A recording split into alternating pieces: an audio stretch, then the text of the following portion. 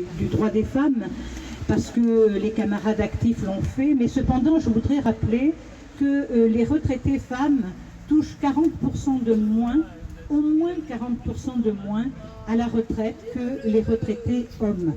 Bon, ça vient des carrières, comme l'ont expliqué les camarades précédents.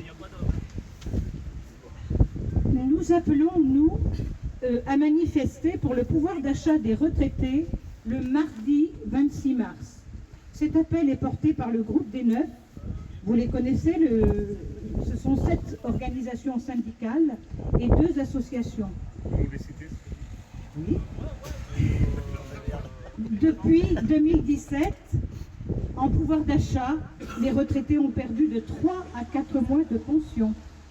La revalorisation de 5,3% de janvier 2024 pour le rattrapage, ne l'oubliez pas, de l'inflation sur l'année 2023. Donc c'est un rattrapage, hein, c'est rien pour 2024. Donc là, nous continuons à perdre du pouvoir d'achat et bien sûr à mettre à l'actif de nos différentes mobilisations brillantes dans l'ensemble.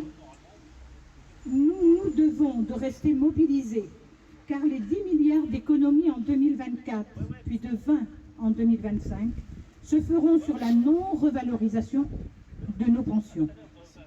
Évidemment qu'ils prendront aussi ailleurs sur tout ce qui est social.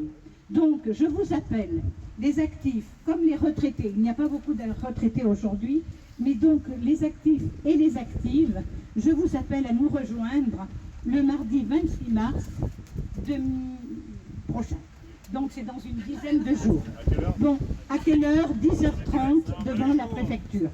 Ce que je voulais vous dire aussi, puisque mon camarade m'a posé la question, je vais vous citer les organisations syndicales qui font partie du groupe des 9.